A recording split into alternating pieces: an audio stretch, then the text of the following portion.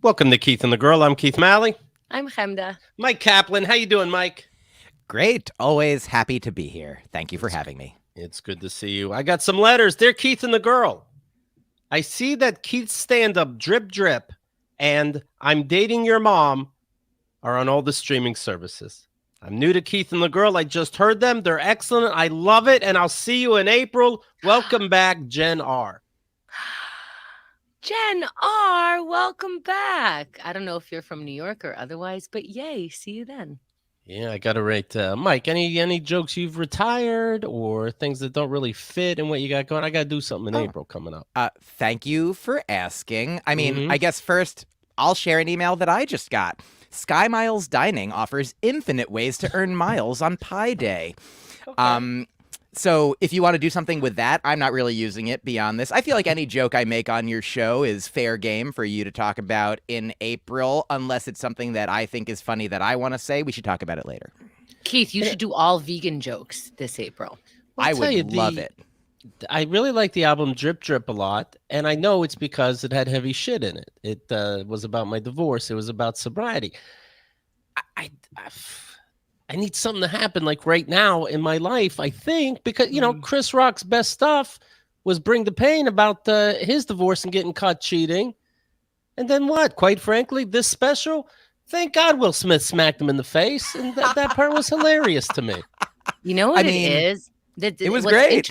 Yeah. What's interesting is the pandemic has all brought us into a sad place except Keith. And he's like, I've had no sadness. Nothing bad has happened in the last 3 years. I have nothing to say. And it's like, there was a pandemic. We had to be quarantined. Your mom passed away. Your dad continues to fuck with you. You don't have a good life. I don't know if you're confused by that. I'm going to complain that we're allowed to go out now. We all, you know what? I think I'm going to say something like this, but we all could have stayed inside forever. You have an album called Stay Inside. Motherfuckers were wearing makeup on week 2. I mean, Keith, if I understand correctly, you don't have a stellar relationship with either of your parents. Maybe you're with your mom now that she is now that no she's longer dead. It's easier. Yeah. So I feel like Chemda, like you just pointed out that his mom died, but that's more of a solution than a problem. So that, like, while she was alive, he talked about he got a lot of material out of her. But what can he say now that she's dead? Well, you know, I was thinking about this. I was thinking, do I want to do my stand-up somehow about my dad and my mom's funeral, and that could tie into when my dad emails book comes out? Or is it enough already with my dad? You know, the same way I don't want to do more religious stuff on stand-up albums. And Newsy said, I want to hear about your mom. I really don't know my mom. We did get along, but all she did was kind of try to make it a little easier the way we dealt with our dad. And that she was so sure that she married correctly and that she married the best man in town and she beat out all her sisters. And then any girl that I ever brought over to visit them, my mom shared that with the woman right away, immediately. And her regret afterwards. And her regret. What she said to me, like, as soon as we were alone, she was like, you know, and I was like, oh, we're talking. Okay. She's like, you know, I thought I was marrying well. My sisters got married. This dude that I married, he's the only one who had a degree. So I thought we're moving on up. And then, like, her head was in her lap, basically. And she was like, boy, was I wrong. And I was like, do I get to ask any questions? Because my question is, when did you know you're wrong? Was it like the honeymoon? Oh, you didn't have a honeymoon. Oh, like, is that why? But she's so modest and she's so humble that I know it wasn't lack of honeymoon, but it was lack of, like, a husband. Because she was like, you know, I know, she said this to me, I know I'm going to have to work my entire life because he pretends to work. And she's like, I'm never going to get a break. And I was like, holy shit, this is so different than, like, making weather conversation. Well, that's fantastic in a way. I mean, I feel very, I'm sorry that she experienced all of that, but just, Keith, to center it back on you, of course. I truly think that everything that you just said about your mom, starting from I don't really know her, but then a bunch of things that are true about her and her life and what could have been, like you can remember things about your experiences with her and then like fill in the gaps and imagine things about, like, you have a wealth of experience of life that you haven't talked about. If you haven't talked about your mom, like there's things there. I mean, I'm going to do a special about your mom if you don't. I'm like, Myq, what do you know? I mean, I know that she had these expectations from society, as we all do.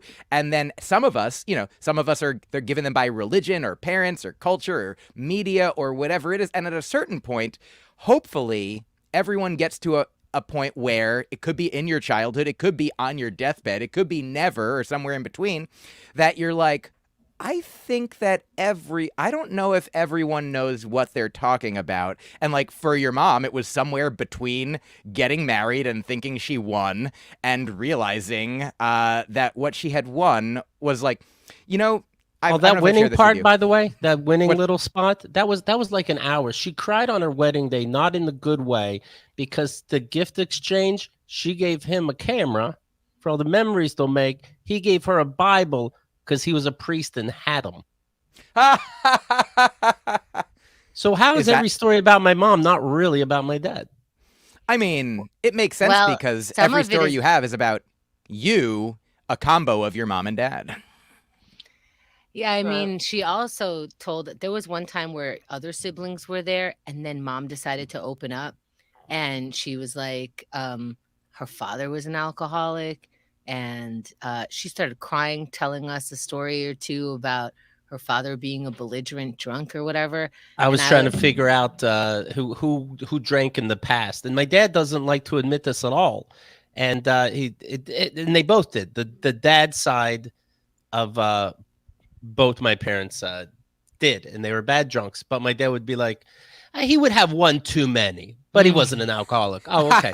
And then my dad goes, I remember one time he was yelling on the steps and I wanted to push him down to his death. Like, okay, all right. And then my mom does say, yeah, my dad was an alcoholic and he would beat me. And then my dad's on the phone also on the other end of the phone. He goes, well, not like that. And my mom goes, no, like that. And like he goes, no, like she can't even tell nobody about this. Right. It was so bad, though, that they grew up in a dry house. No alcohol. Right. So, yeah. So she can't tell nobody about this, but you can tell everybody, the opposite of nobody, about all of this. You speak her story now. Right. You record it for the world. My mom only got to tell 3 of my girlfriends these tragic stories. But you know what was interesting? Yeah. When she was telling us and crying at this time, Keith and his siblings were there, multiple siblings, and we're sitting in the living room. She starts crying. Everyone is frozen. That's how much his family doesn't know how to deal with. I mean, his dad was not around, so it was just mom. And so everyone in the room is warmer to each other. They are the people who get along. It's just the dad that throws thorns in it. Nobody moved. Nobody got up, and we didn't have phones where what I wanted to do is text one of these fucking Mallies, get up and hug your mother.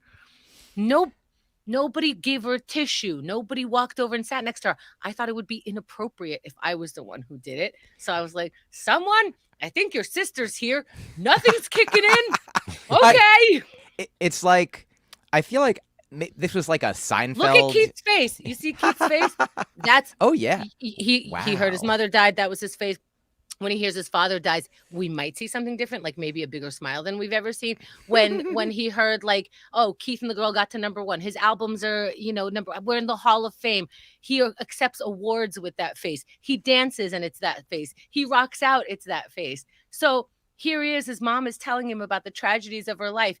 It's that face plus other ones that look exactly the same, reacting with nothing. Like they all look the same. So you have a whole bunch of it's like a Rick and Morty episode where they just like clone them, bloop, bloop, bloop, bloop, bloop, and they all go, yes, mother.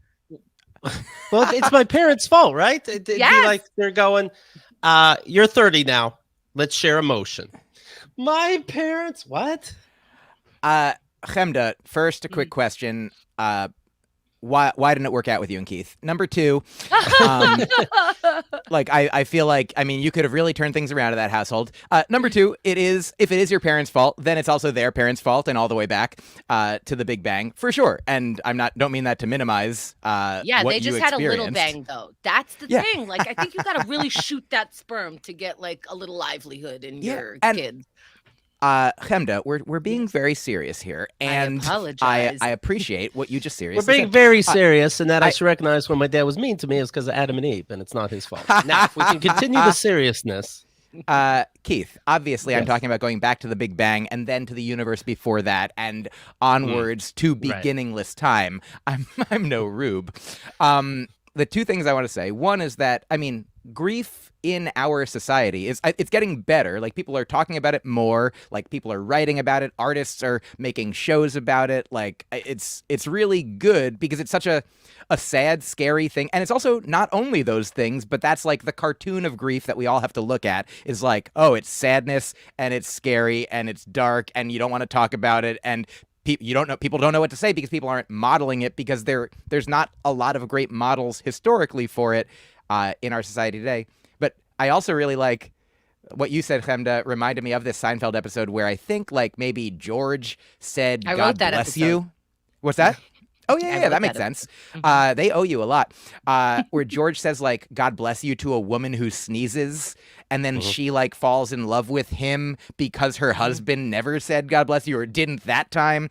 And I feel like that's, like, what you're worried about, that, like, this woman, if you express care for this woman, like, you're jumping the line. Like, it's like the hierarchy is clear. Like, I'm like if everyone's, like, out of the house and she's crying, maybe I'll hug her. But you're like, it's bad to like honk at somebody if you're 9 cars back and the light turns green. Like, let the second person honk, then let the third person honk. Wait a few seconds and then you can honk. But yeah, sorry. Well, I didn't honk, so thank you. No, you did a right thing. I mean, I think also if you hugged that lady, it would have been nice to that lady. And then if everyone else got mad at you, like, well, at least they'd stop making that face. No, they don't know what mad is. That's an emotion. Please, Keith don't get doesn't know ahead what- of everything. Keith only knows what mad is. Keith doesn't know he's ever gotten mad in his life. He gets passionate. Is that what you're talking about? I get passionate. He gets maybe heated. I get Maybe good heated. passionate, and I get bad passionate. That's hilarious. Just like Christ. Come on. Keith, I have a new name for your special. Good Thank you. passionate, bad passionate. All right, that's the hard part, the title. Yeah. Sometimes they say the rest comes. And You know one what? part's about your dad and one's about your mom. Yeah. And I'm done for the day. I do think there's stuff in there's material in your mom's passing. That was one of the weirdest sentences I've ever said to you, even though we've been talking for 18 years. Tomorrow's our 18th anniversary. Right. Oh my Anyway, God. Congratulations. And new name for the show, Keith, is Yes. My Mama's So Dead, or Yo Mama's So Dead from everybody else's. Like, how dead is she? Right. Like, I'm happy to be a writer if you want. Is this what they mean by comics have to keep trying things out? Like, we're up to the 5th title already. You guys really are. I love writing titles for things, so. you got to start with a title. Then that's the punniest, and then you pun down from there. What's funny that my I don't mom, get it. Yeah. like I more so my dad, but I don't think both parents would have been so thrilled if I did end up marrying a Jewish person, right? And then they definitely wouldn't be thrilled that I married somebody that already has 3 kids. But at the same time, my mom had no one to talk to Mm. that she vomited on them. Yeah. Oh, yeah. But I mean- yeah, even thinking about my mom's funeral, everything leads back to my dad. Like when I called the funeral home and said, "Oh, hi, I'm one of the kids. Are you going to be live streaming the viewing tonight?" And the woman goes, "No, we don't do that. Your dad's here if you want to talk to him." I'm like, "Kid, gotta go. Very busy. That's too bad. All right, thanks for your time." Click. I mean, I think that could be a wonderful running through line for the show where you're trying to make it all about your mom, but all roads lead to dad. Third title suggestion. Hold on. This is great. Can we just make this a whole hour of a workshop? Keith, I really liked the other day somebody asked you, "Oh, your mom died. What's that like?" And your description had me on the floor, because not many people died in my life, but there have been, and it's exactly how I felt. You were like, and I'm not going to do it right. I suggest you go back and like write it down and perform it for us live. I would be way into that, where you're like, sometimes it's like, what? And sometimes it's like, I guess. And sometimes it's like, wait, did that happen? And sometimes I don't. And then the what can come back. You're not done just yet. And then you don't even think about it. But then you think about it. It's like what is I forget the Kubler-Ross, 5 stages of death, which are actually in whatever order or not in any order, like, denial and bargaining and depression and something else, and eventually acceptance. Right. And but yours are what? And I guess, and you have 5 of your own. The Keith Malley stages of grieving.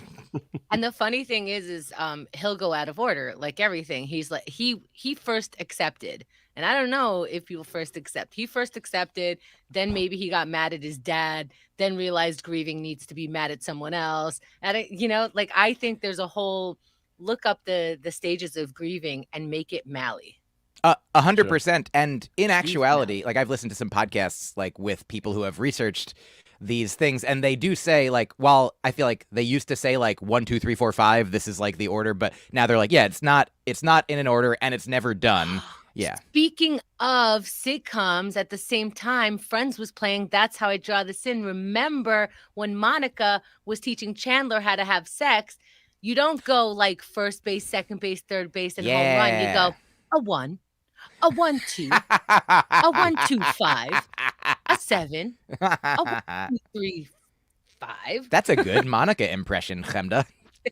Oh, thank you. I just have to starve myself for a little while, and we will be just like that.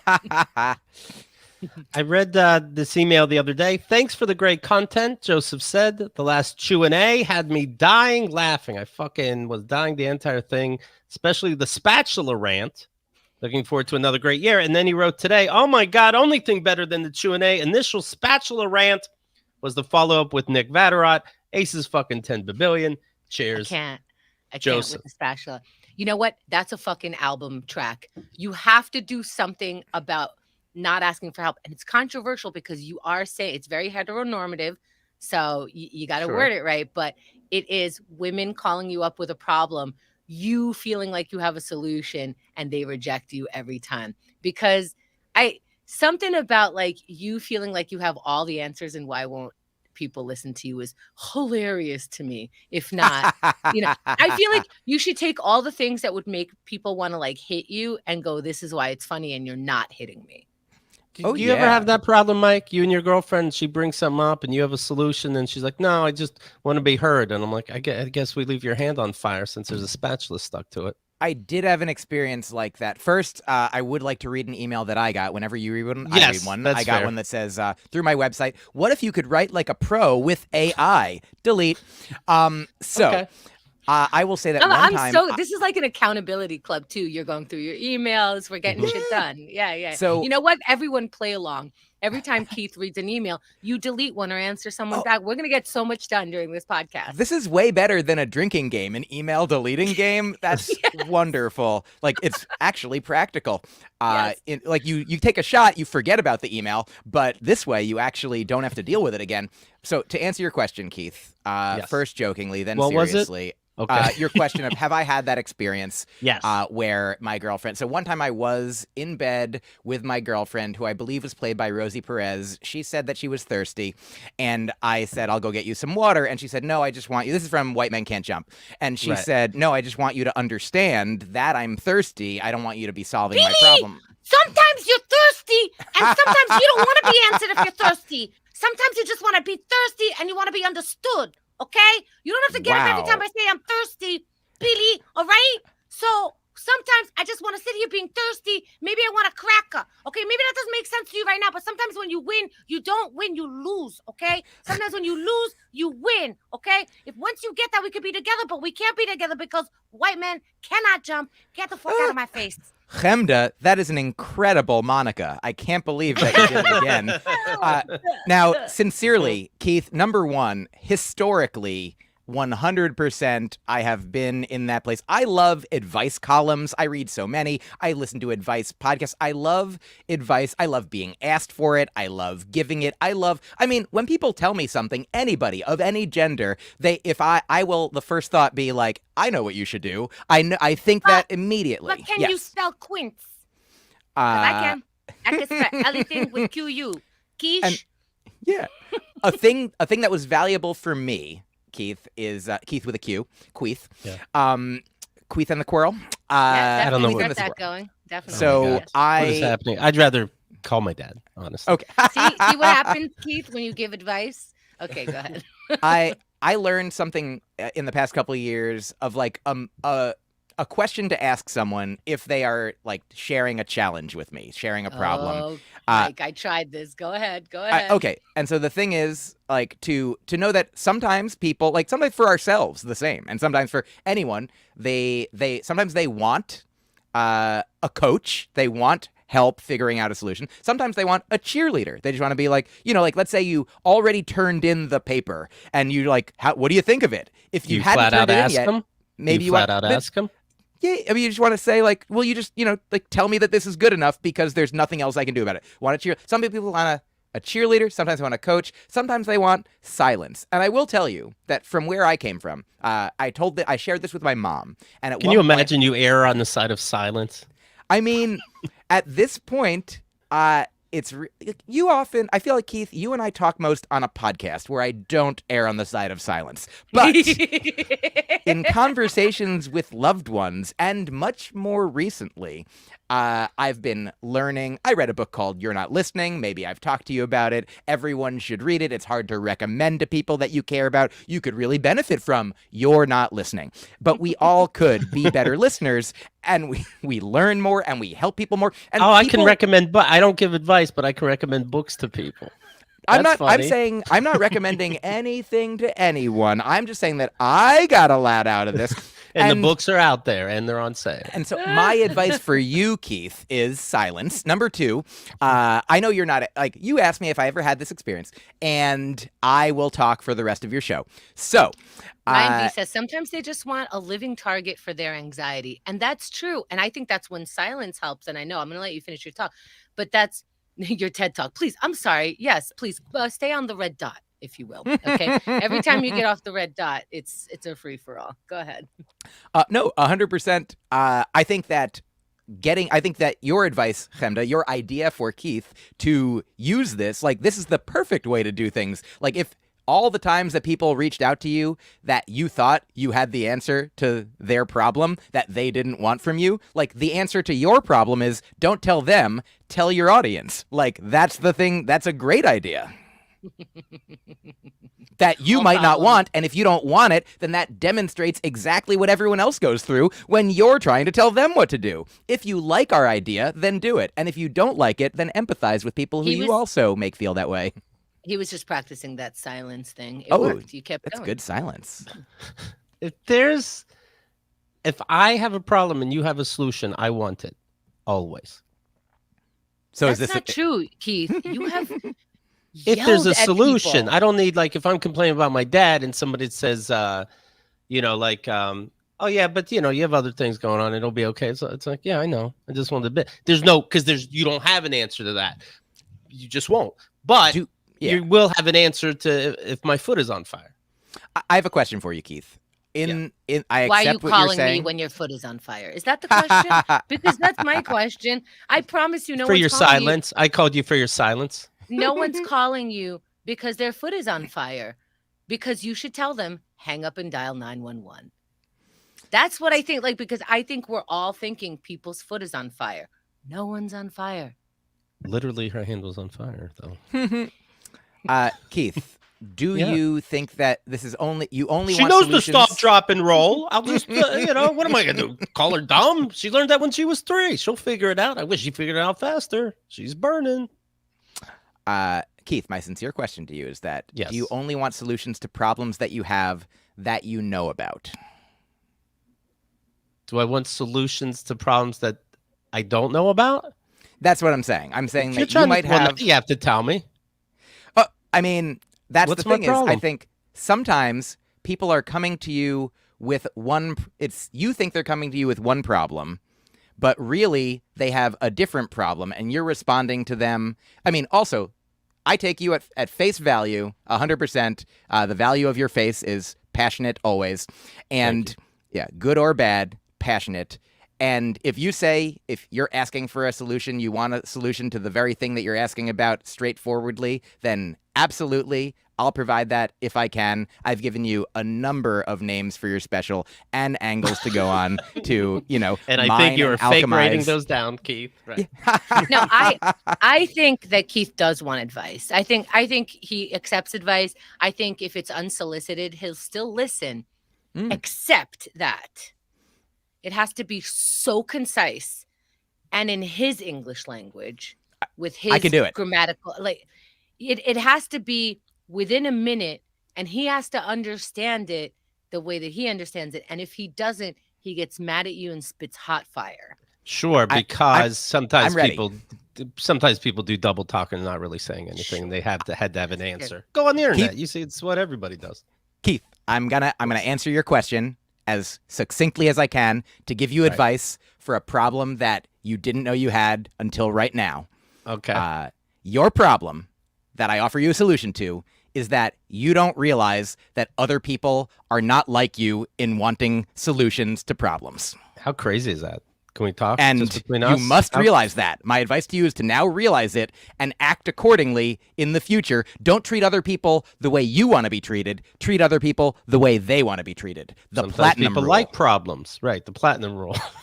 That is, the platinum rule is better than the golden rule. The golden rule is treat other people the way you want to be treated, but that makes a sufferer out of the masochist and the sadist. If a sadist treats a masochist the way the sadist wants to be treated, and the masochist treats the sadist the way the masochist wants to be treated, neither of them get what they want. The platinum rule is treat others the way they want to be treated.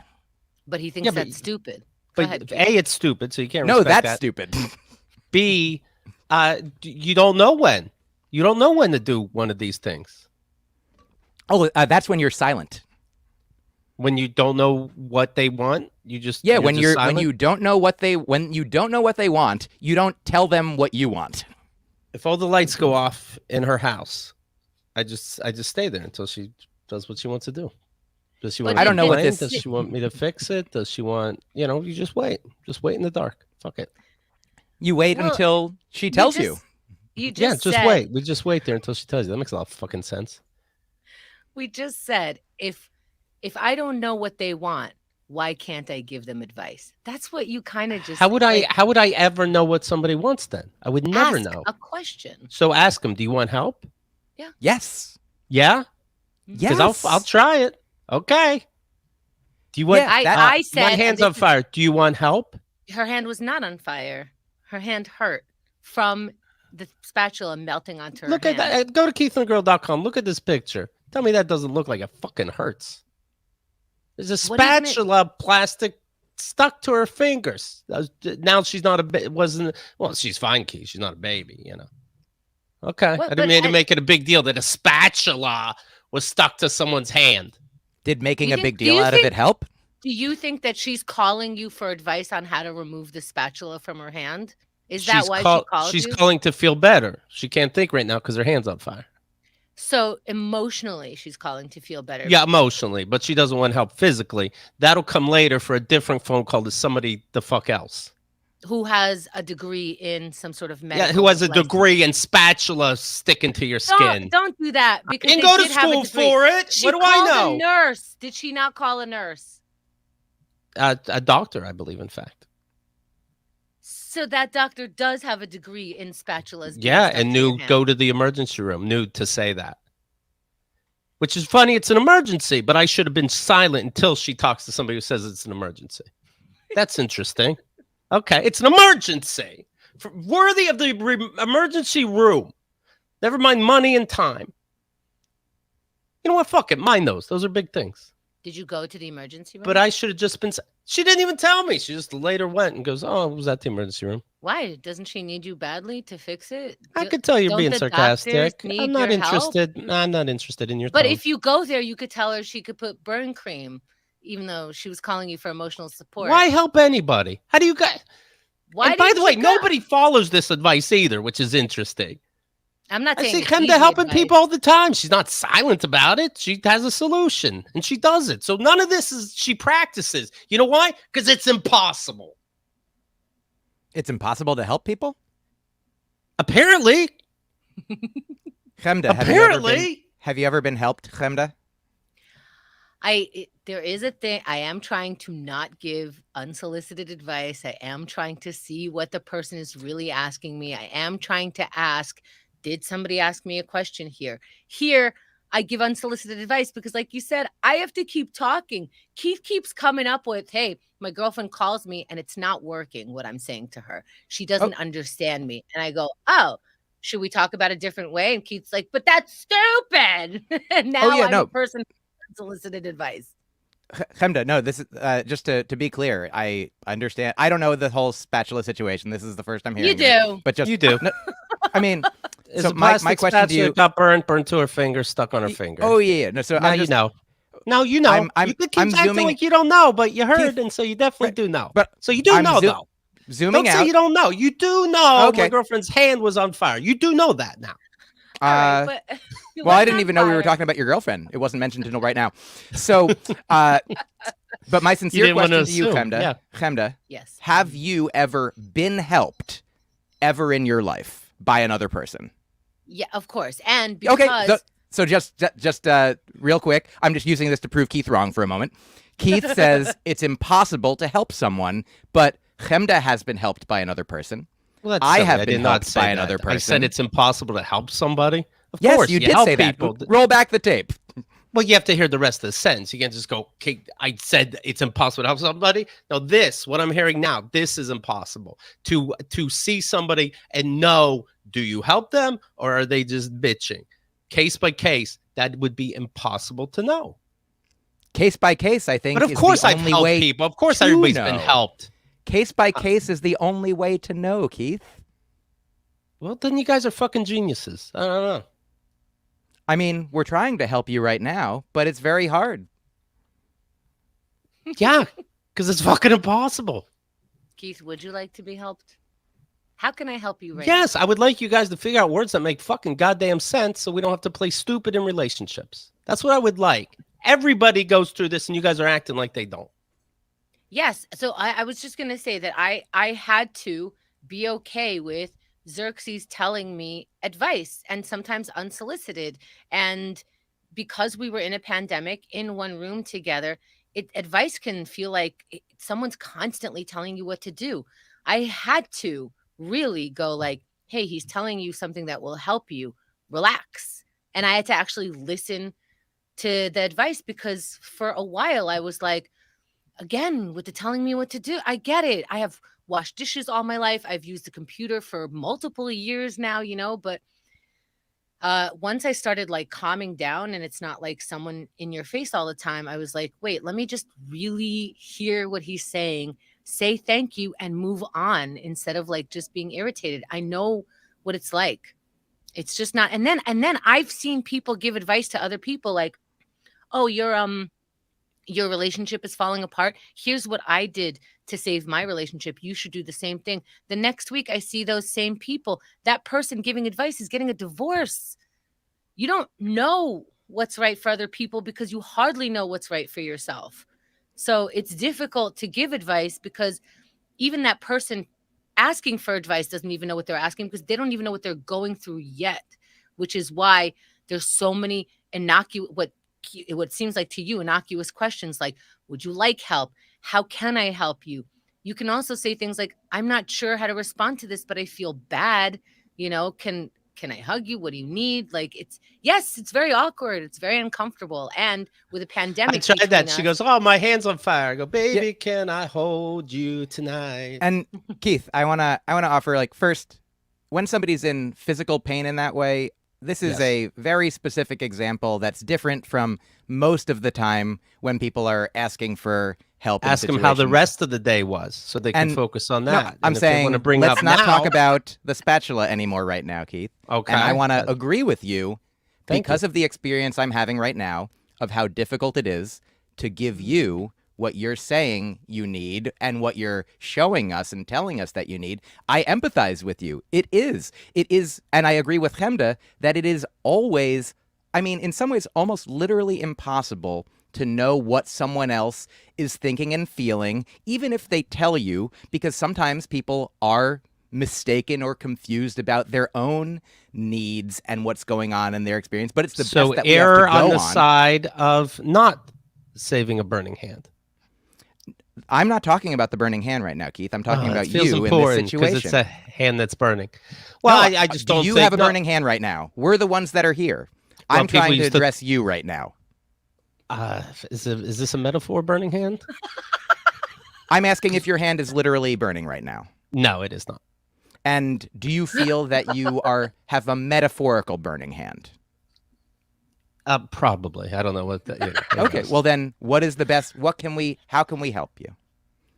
You could read some more books and learn a way to explain it so it makes sense and it's not stupid that we don't help people unless they want it. I mean, do you know any alcoholics? Sure. And has an alcoholic ever succeeded at sobriety that you know of without them being the main motivator to seek help? Has anyone else ever saved an addict or an alcoholic without the participation of the very person who needed the help? I wouldn't have gotten help without other people getting involved. But also, was there ever a time when people were trying to help you that you didn't accept it? Sure. So that's what I'm saying is before you they were did ready, it when they did it at the right time, they did good. When they did it at the wrong time, they wasted their time. So it really is case by case. Actually, Keith, I'm so sorry. What did you say? Kyle called you up and her hand was on fire? Oh my God. Are you okay? Thank you. But I Shit. prefer silence. Wait, and then you try to tell her about the burn cream and she ignored you. And then she went to the hospital. Honestly, I just realized how dismissive of your feelings I've been because I'm telling you not to give advice. And what I'm saying is you should do this next time she calls you. But you're feeling hurt right now.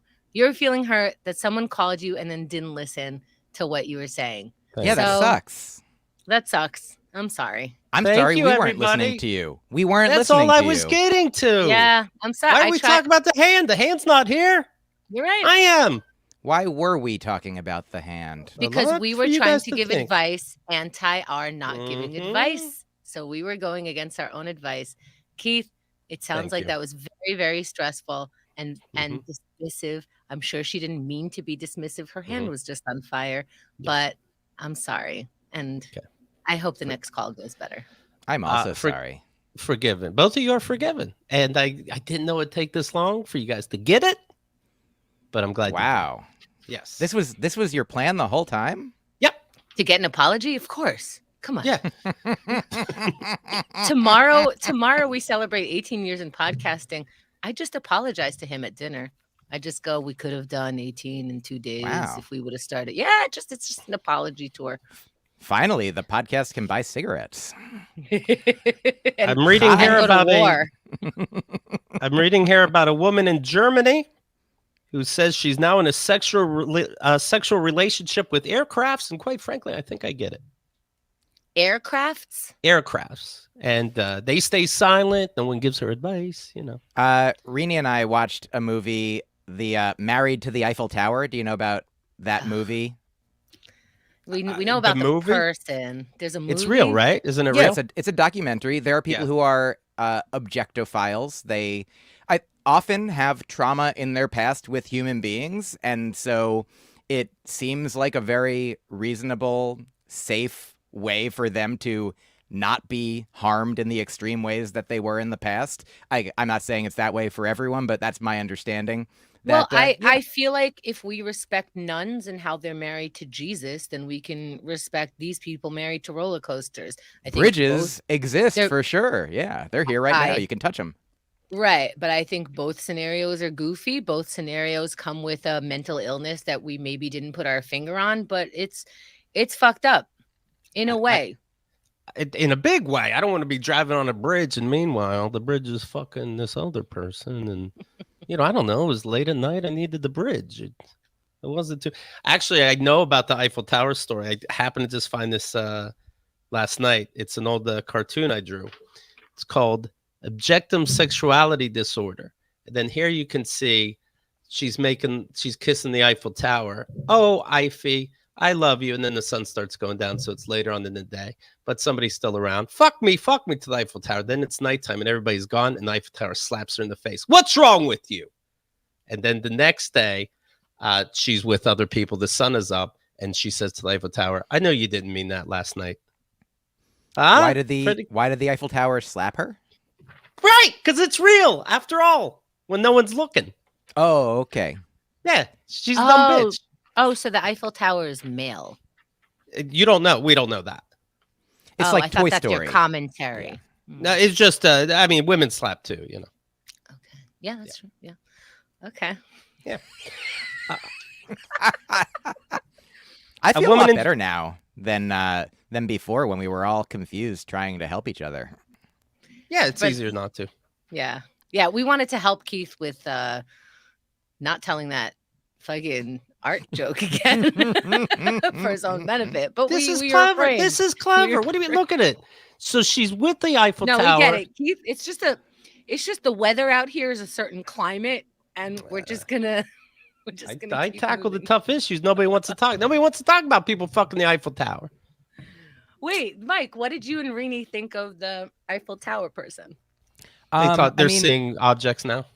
We sometimes, like when we're driving over a bridge, Rini has pointed out, like they're cool. Like they look really cool. Like bridges are impressive, and like and they aren't to us like attractive romantically, but there is like you can look at an aesthetically pleasing architecture. Sure. Yeah, and that there's. And we can understand why, like it's just like a slight shift, like the same way that sometimes you get hard at all at art and stuff? Sometimes, no, nope, sometimes okay. Never. Sometimes I don't. My whole body's soft, even the bones. So, sometimes a person you might love a person and think you're sexually attracted to them. You might think you're romantically attracted to them, but then later you realize, like, oh, I just think that they're cool. Like, so I feel like these confusions happen with human beings, and so I can understand why it could happen the other way as well. I do also. That's a lot of understanding. Myq, I'm an understanding person, but this is very, very far to take that scenario. I mean, I do think that we it's we misunderstand the comfort of another human being, human body, human thoughts, and we sexualize it by accident. But to mistakenly sexualize a roller coaster by accident because you're lonely, I think goes beyond the loneliness scale that we feel and beyond the confusion and I think a certain level of confusion requires meds and adjustments. I mean, I do think that there is often trauma at the root of this situation, and I don't know, like, but if that's your response to trauma, we don't go, oh, then you just go ahead and do that. If we know that you're responding to trauma, you're probably wanting to adjust so that you're not responding to trauma for the rest of your life. Well, imagine someone's in love with a roller coaster, but I have the line cutters, and I come out the exit, and I'm like, me first. I feel like this is sort of an extension of what we were saying before. Like, if you were in charge of this person's life, like if it was your child or if it was somebody you were, responsible for, then yeah, you would be the one to hopefully get them treatment. But telling someone that this is what's going on with them. Oh, yeah. No. This is me commenting on if this was me or if I'm reading about this as another person. I don't want to go into a super left brain where we need to understand this to the point of, hey, let it be. Of course, let it be. Be married to the Eiffel Tower, have sex with it consensually, whatever. Don't have sex in public, though, because that is unlawful, right? We put those laws there for a reason. Like my comic. I think most people aren't doing that. I think most people are just romantically loving it from afar. And, like, maybe they have a sex toy that's shaped like it. Like, I don't know how their lives are. But You do. For You just sure, watched I the think- documentary. Yeah, know it more than didn't. me. It didn't address Yeah. it. Yeah. Really? So what? In 2 hours, what did it address? It wasn't that She long. It was fucks only the 45 Eiffel minutes. Tower for 2 hours. There's so many rivets. Yeah. So I truly think that, I mean, like, let's say like narcissism. Narcissism is something that people don't often, like when you have like clinical narcissism, people don't seek help for it because they don't think it's a problem, because it's mostly a problem for everyone around them and not them. And if you tell them, hey, it would be good, you know, like, so again, there are so many situations, like almost every situation is reducible to, well, I can't do anything about it, so I want to be. I'm not saying I'm accepting of it. No, like, there's I commentary think it's about good. like Yeah. I could say that is psychotic, and not mean like just flippantly that's crazy. That is a psychosis. That is a psychosis that needs to be looked at in order for this. I don't know if it is technically psychosis. They named Maybe it. we're the psychosis ones, right? I mean, loving people. No, I mean, just sincerely, if we're talking technically definition-wise, like Okay. there's neurosis and there's psychosis, and psychosis is when you are not in touch with reality in a certain way. Severe mental Like, condition in which thought and emotions are so affected that contact is lost with external reality. yes, so Such I think they're this they're in psychosis touch. is fucking a roller coaster. I think That's that the they're in sentence touch example. with external reality, and they just are interpreting it differently, as opposed, because they're seeing the Eiffel Tower and it's there. They're seeing a bridge and it's there. Their thoughts about it are different than ours. Their interpretations are different. But psychosis is hearing voices that nobody is saying. Psychosis No. is seeing visions that nobody is saying. Those are classic examples of psychosis. Those are examples, but the actual definition is a severe mental condition in which thoughts and emotions are so affected that contact is lost with external reality. The external reality is you're not, the Eiffel Tower is not in love with you. You're not getting married. There is no connection that is sexual or emotional with this, that you're gone from reality a little bit. Also, I'm going to assume that the Eiffel Tower so. is, Yeah. by the way, it is so. She's right.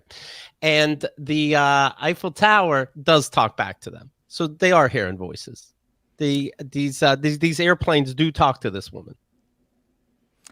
If that's so, then yeah, then I think that you could say that, but I don't think that that's so for every person with Objectum Sexuality. Oh, you're good. Every person I got to find now.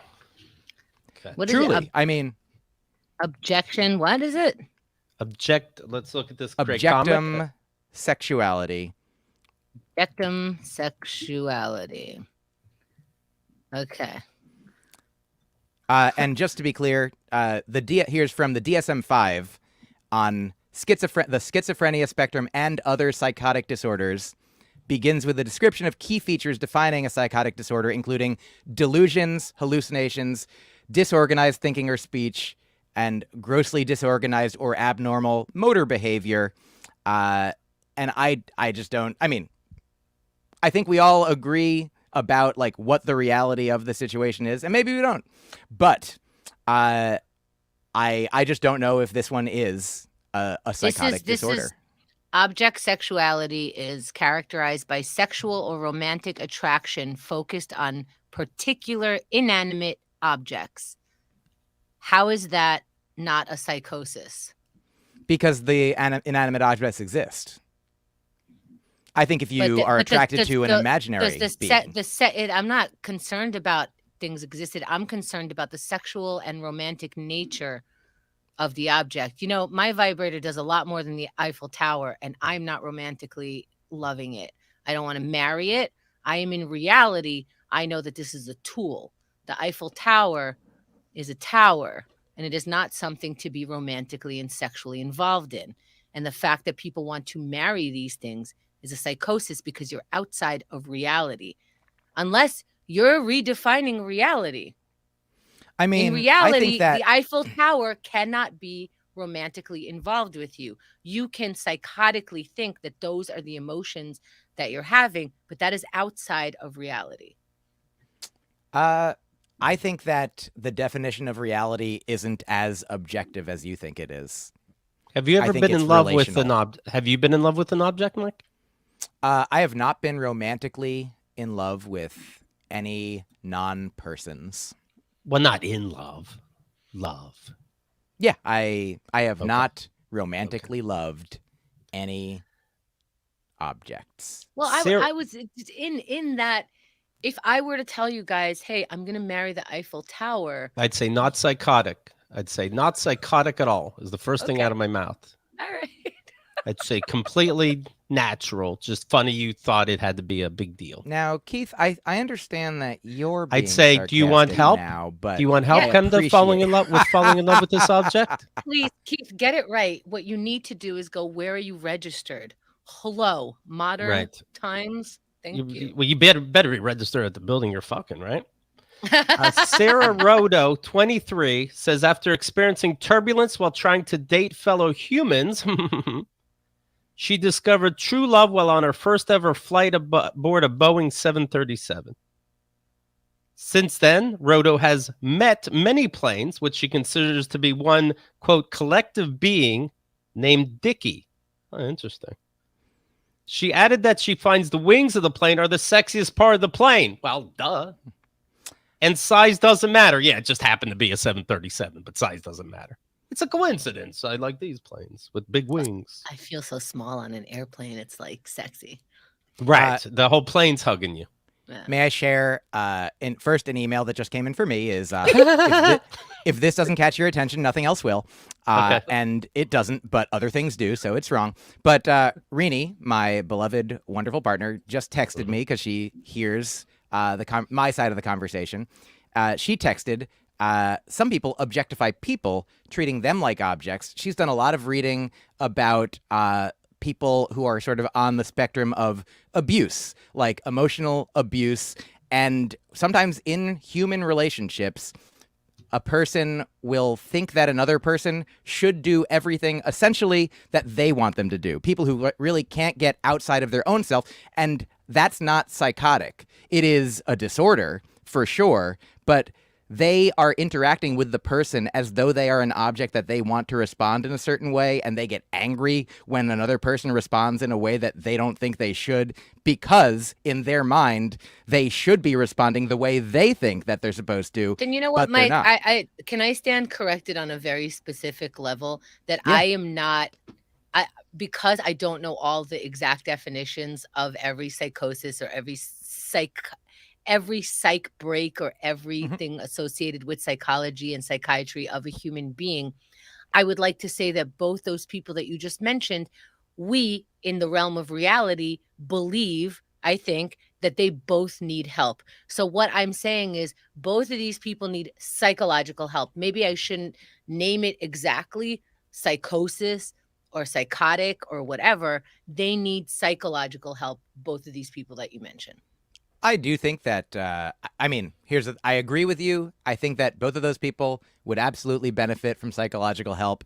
And also, I think every person would. Are you saying who are we to, when we treat other people like objects and not people, who are we to judge people fucking the Eiffel Tower? I mean, yeah, Because I would we put know it we're exactly that wrong. way. Yeah. But we know we're wrong when we treat people like objects, right?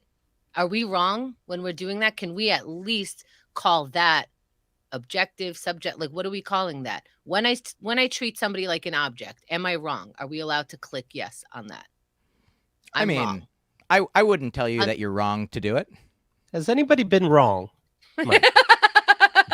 I'll spot you Hitler. Do you guys know that I didn't hear what you said, Keith. Say it one more time.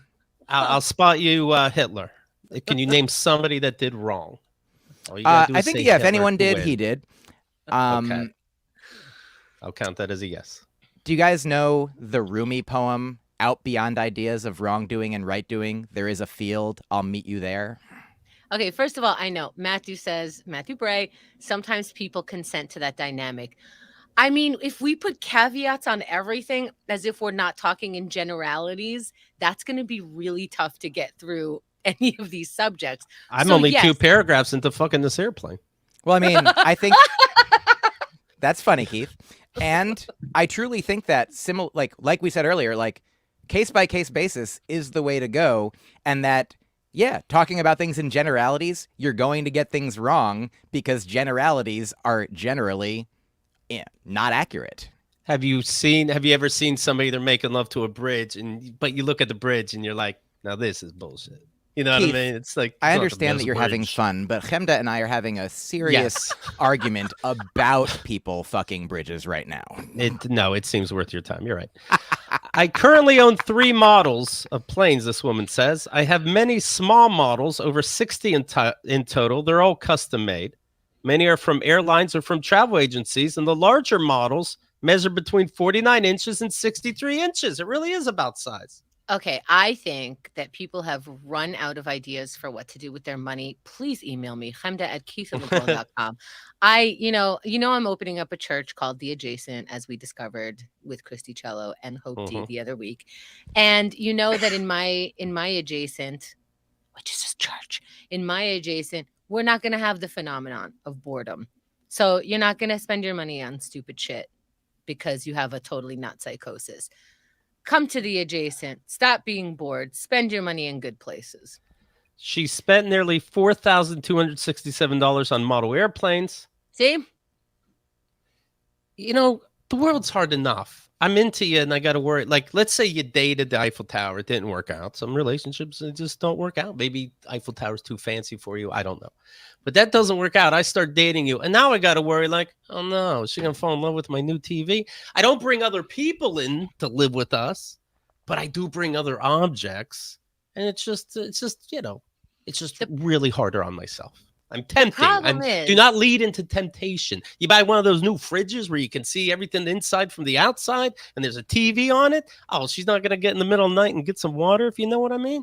Please, she's getting all kinds of wet. I don't like it. The problem is with things like you're falling in love with the Eiffel Tower. You're falling in love with something in the most romantic place on earth.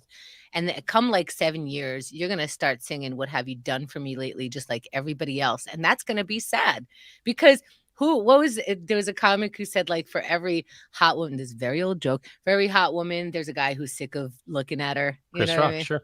Oh, is that Chris Rock? Yeah. Yeah, Rod was He's right. the only comedian. He's stupid about women for a long time. Okay. Chemda, I would like to apologize to you, Keith. I've already apologized to you, but for I realize I get more argumentative when I haven't eaten a lot, and I haven't eaten a lot today, and so I'm glad that I'm aware of, like, I love coming on the show. And I often in the past have like thought that I had to like prepare to be like, okay, here it comes.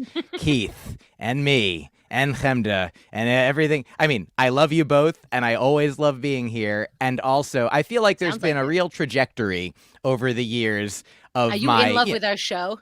I would love to fuck your show. And I mean, it's in 18 ways now, like, so.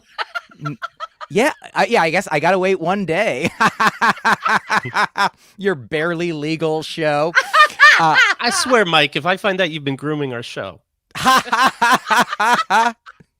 And I just want to say, this also is an answer to a question this is sort of the reverse of what you asked about earlier, Keith.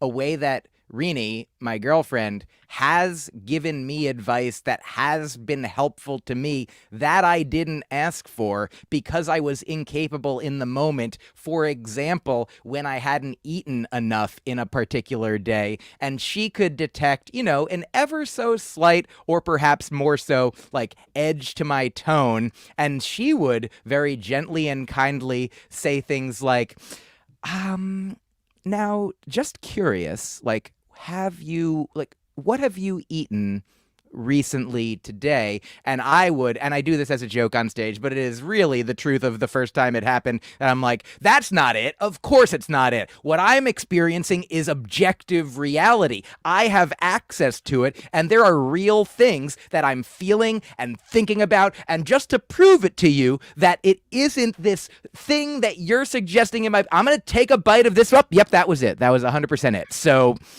I mean, none of us have access, and I'm not saying, in my apology here, I'm not saying that I agree with you about so many things that you've said, and none of us. like this. I don't know.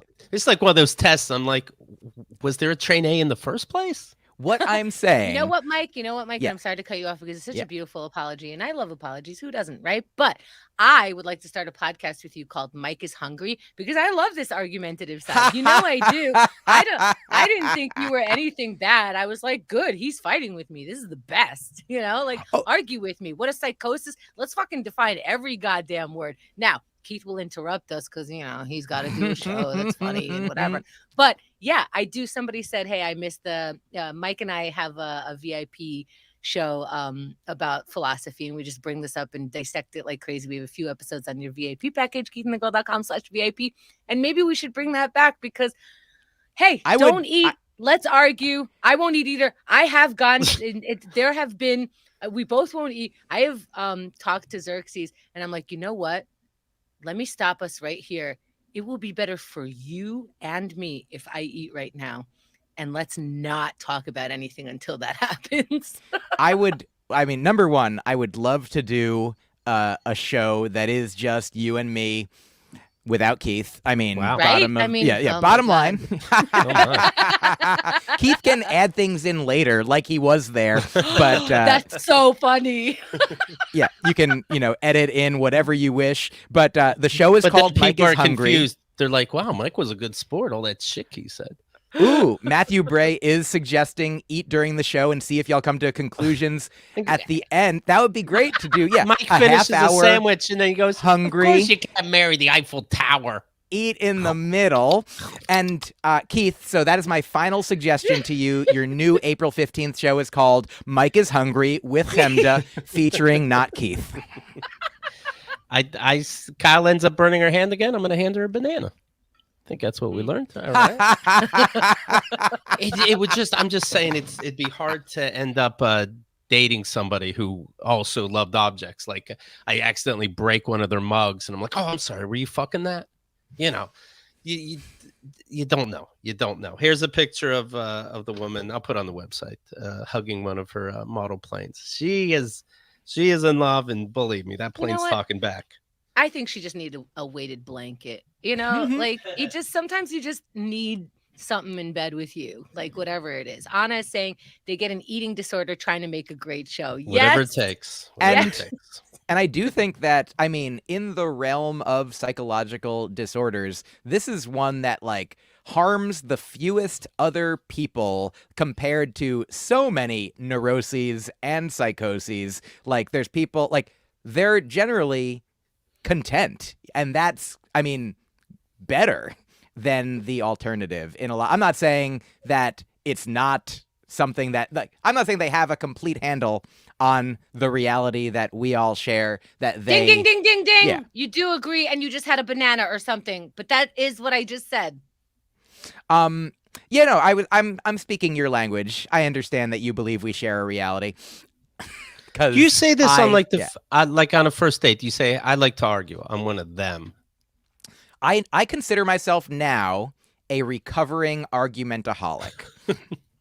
And every once in a while, I truly used to go on social media, go on Facebook, and if I posted something about, a political thought or a social view that goes viral enough that people who don't know me and don't agree with me are talking to me, I would spend days going back and forth with people. And now I'll go back and forth once. And if you have a good faith, respect for like this, I'm very glad to when we disagree, know that there's a baseline friendship and care and that nobody's mad but that's not out there. I don't want to be mad at what did you call yourself? What'd you argumentaholic, or recovering argumentaholic. That's the show. That's the title. Recovering argumentaholics. But all right. We're lying. We're totally not recovering because all we're doing the entire show is just fighting. And meanwhile, we're on the same side the whole time. I know we are. I know we are. Always. We're not ever really arguing. Because you're usually but what about humanity? And I'm like, I know, but what about humanity? And you're like, but what about humans? And I'm like, I know, right? Humans. And you're like, have you thought of this with humans? And I'm like, I have, but what about this with the... It's all the same. We're saying the same shit. We're just arguing the nuances of it. The woman says, I'm proud to be Objectum Sexual. It's a wonderful sexuality. All right. The only sad thing is that I can't be alone with a real plane. They won't let her do that. Wow. That's too She's bad. got to save up for that. I'm sitting next to you. You're probably fingering the plane's cushions, and I don't even know it. You know what I mean? I don't like it. It's too much. There's I listen. You're to like, Dan who does it Savage's- hurt? All these objects are covered in spunk. Who does it hurt? It feels like it hurts me. It feels like it does. I don't think they are. all Everybody's covered in juices spunk. are on everything. I mean, They're saying it's sexual. What makes it sexual? Feelings? Get the fuck out of here. She's an adult.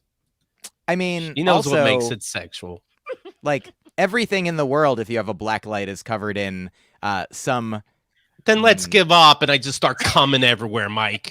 I'm not saying. I mean, go for it. Yeah, if Okay. that would help you. You know what? Yeah. I'm gonna now. I'm gonna, Mike.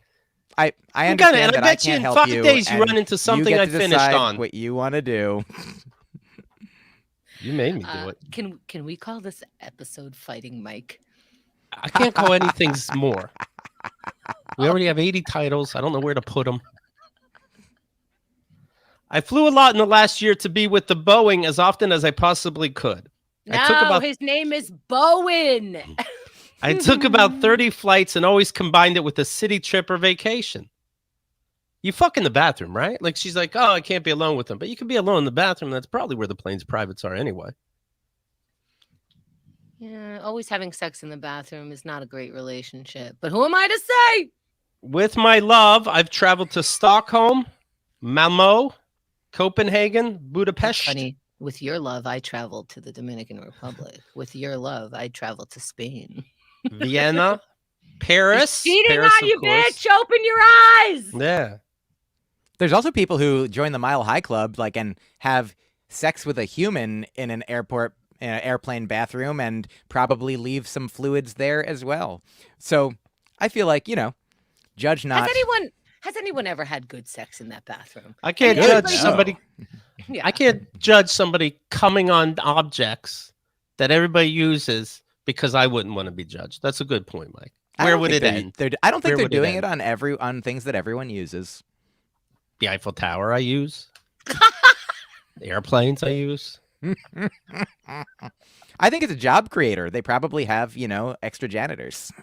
And then I picture this woman. She doesn't work out with these planes with all the flight issues. She's getting stood up. So now she's like, I'm going back to humans. We end up dating. And then we get off of a plane and I'm like, okay, there are no problems. But then she passes a bus and she says hi to it. I'm like, what the fuck was that?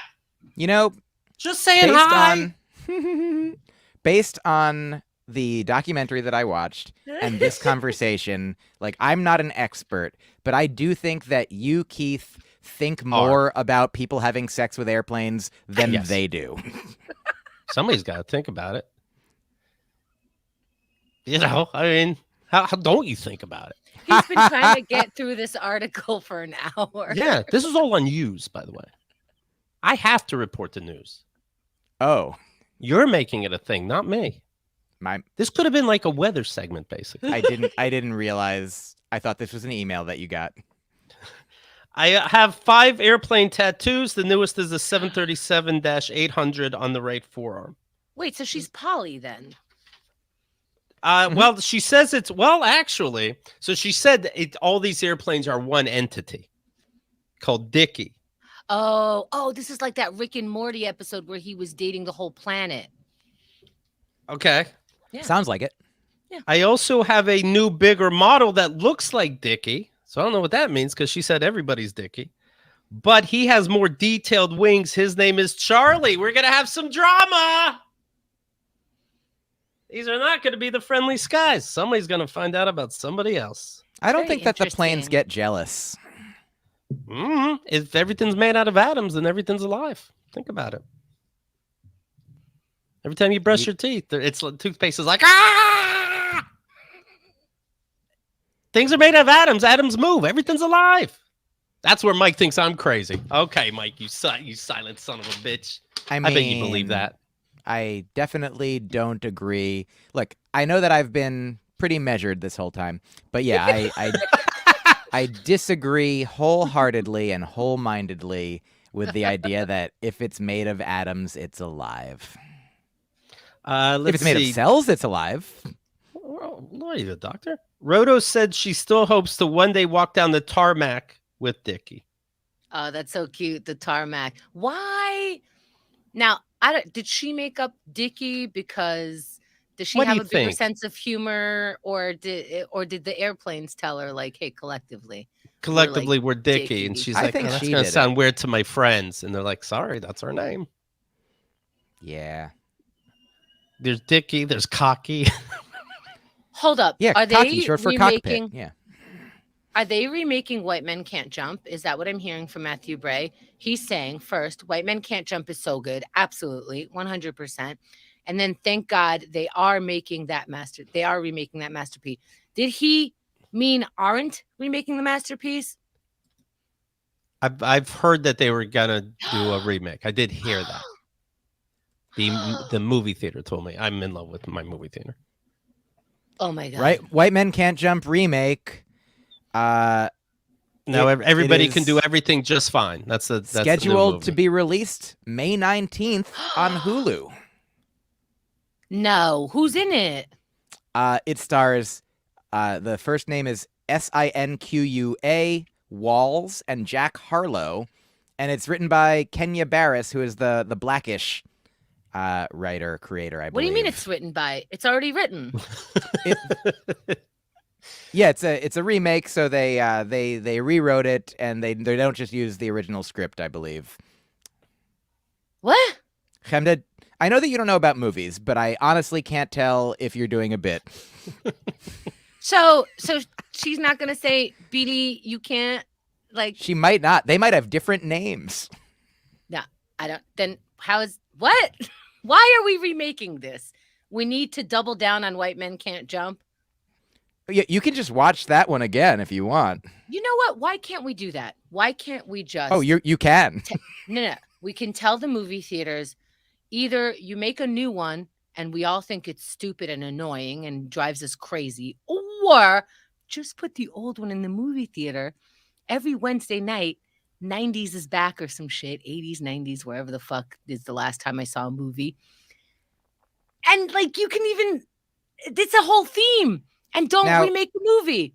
Chemda, would you like Mike, a coach, just say yes, a that's a great cheerleader, or idea. silence? Yeah. Just say that's a great idea. That's a great idea, Chemda. Thank I you. hope roller skating rinks and things like that think about that as a very good idea. That Which could be the reminds first thing me- we talk about on Argumentaholics. Ooh, I so want this to happen. Oh my goodness. Let's talk to the people in charge. You and me. Let's do it. Let's talk to the Eiffel Tower, see if we can greenlight this project. I mean, also March. This would be like truly like, you know, for as much as we agree on a lot of things, like the thing that you just said, I could talk about how wrong it is for an hour, for sure. Ooh, you know what our theme song could be? Like it could come in me going like, hey, Mike, fuck you. And you go, hey, Chemda, fuck you too. Hey, Mike, I thought we were friends. Hey, Chemda, we are. Let's argue. And then the show starts. I like You guys it. got the hardest parts out of the way. Titles, theme songs. Nothing much left. Except doing it. I understand. I think the hardest part is getting through the news segment.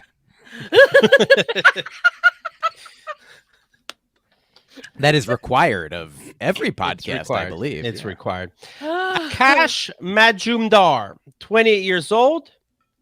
He is sexually attracted to balloons. He's in India. He loves balloons. And they talk to him through telepathy and dreams. See? Of course these objects talk to him. You can't be in love with something not talking to you. You can't. The silent treatment, that ruins all relationships. Man, I can't believe that an object communicates to that guy in dreams. That's so weird. He should become a priest. He can tell every feeling and emotion that these balloons have. Every morning I wake up saying good morning and giving a kiss to my balloons that sleep beside me, and vice versa. And the balloons go, oh, my head's gonna explode. I thought they'd go like just float around the fucking room. Both of those things are very funny, you guys. You're Thank both you. good at comedy. You must be something in a Raiders room. That is very funny. I make out with my balloons. I kiss them every morning. They kiss me back. Let's see. Wait, Oh, where does he kiss them? Where's the mouth? What part kisses you back on a balloon? it's not the asshole part. Is it like you blow it up and then you leave it unlocked, if you know what I mean, and then you kiss it and then you let go of some air and it blows it on you? That sounds good. Since I've confessed my love for my balloons, my life has changed for the better. They respect him now. Before, they didn't know where the relationship was going, quite frankly. And he said, I'm here with you, all you balloons. Our love is so strong that I can't live without him. A 37-year-old man in Arkansas, Nathaniel, he's in love with his 1998 Chevy Monte Carlo. Now, that makes at least that you can fuck. I think we just call that a midlife crisis, right? Or, we're updating the dictionary. I see. I'd like to lean over his fender and across his hood and kind of press up against him. Oh, my God, that's the face of the car.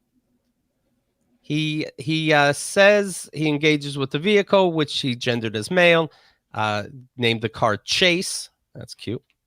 That's cute. One of the more bold positions is for me to be underneath him, right? Because that's where you take your dick out. One of the most bold positions is the pole position. Okay. That's like a car race reference. Very much is. Holy shit. My other choice was to go vroom, vroom. Am I right? You would have been right either way. Right?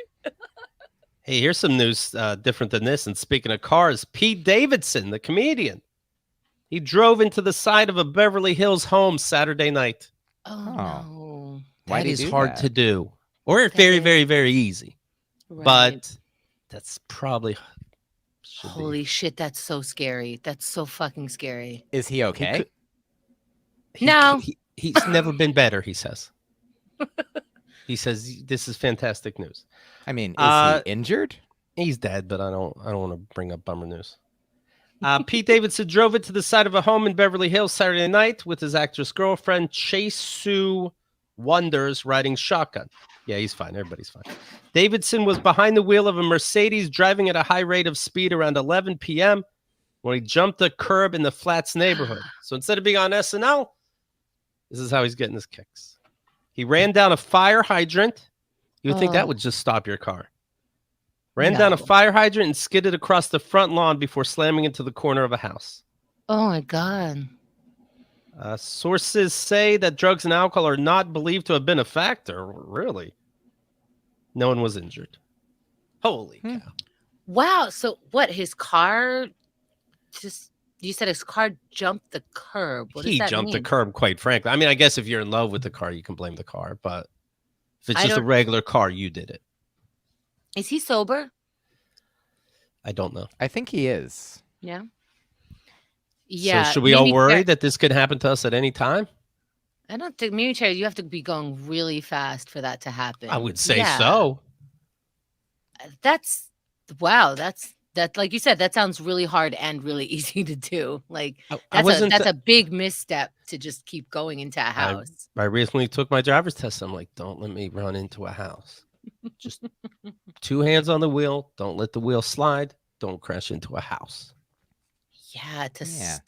After you hit a fire hydrant, to skid into a house. Do you know if you hit a fire hydrant and then go into a house, that's 15 points against you? On your driver's test. This is how 28 Days starts. She crashed into a house? She gets into a vehicle and she crashes first into the gnome and then into the house. And they go like, you crashed into a gnome. That could have been a 4-year-old child. And she's like, but it wasn't. So do you think maybe he's working on a new stand-up special and needs some material? That I could see that subconsciously. He did it. Yeah, maybe. Do you think maybe there was, because there's another person in the vehicle. I feel like when you go that fast, I don't know. It's like you're both enjoying that. So that's like quite a night, Right. Because usually like if the person's on the passenger side and they're not like in your hype mode, they're like, holy shit, whatever, like, please stop. But I don't know. It sounds like everyone was having a good time. Or he was treating her like an object, not listening to her. That drove however he wanted. People do that. People do that. So I don't want There's to a lot You we see don't somebody know. fucking a manhole, that's their business. Okay. The roads are so dirty. You're in New York City. There's trash everywhere. Who gives a fuck if people are fucking manholes? Person holes. Not the one I'm thinking. That's the dude, that one. 23rd Street, I'm thinking, like 5th, 6th Avenue. Okay, yeah, manhole. Yeah. Here's what you want to do in regards to Myq Kaplan. You want to forgive him for all his silliness. And you also want to check out Argumentaholics. Right. The new show coming soon on the Keith and the Girl Network. Matt is saying, I heard they're remaking Argumentaholics. Kenya Barris is writing it. That'd be I great. said that name right. Yeah, I think you did. Thank you. Who is that? I don't know. The writer I of assume the the new... writer for Blackish. Yeah, and White Men Can't Jump, the remake. Oh, from earlier. I'm going to write that down. That's a good note. Do callbacks. People creep over those. Okay. All right, done. MyQKaplan.com. That's the website. Also get the albums. Those are streaming. Come on now. Right, Thank Mike? you. Am I saying something wrong? Come on, people. Yeah, I think that you're saying everything right, and I appreciate it. Thank you. All right. Final thoughts, Myq Kaplan? Oh, just very grateful to know you both, and You're welcome. This was here. I will. It's gonna be. I'm very Yes. excited to say what I'm about to say because I just thought of it. In three, This has 2. been. Oh, get ready. I mean, Okay. I don't think I can oversell it too much. All right. This has truly been. Are you ready, Keith? Uh-huh. You need a moment. I'm good. Getting ready. Okay, here it is. This has been a real roller coaster, and I love it. Oh, boy. Oh, boy. Oh, good. I understand what it's like. Keith finally pressed the recorded button, so let's start the show. Here we go. March 19th, you guys, we are having a virtual show, keithandthegirl.com/game show. If you are a Keith and the Girl VIP, poof, you have a ticket. If you gave to the 2022 Kickstarter, poof, you have a ticket. But it's not 2022, and you can't further give to the Kickstarter, but you can become a VIP member, and we would love you to. keithandthegirl.com/VIP. Put in code free trial as one word and you'll get a free trial. Get your ticket and get out. I don't care. We're not good at business. Take advantage. keithandthegirl.com/VIP. And if you can't spend the money on VIP right now, better not be buying $5 coffees, New York City. But anyway, if you can't, that's fine. Click like and share. Click whatever button you can. Thank you. Is this true, Ryan, saying the fire hydrant cheated on him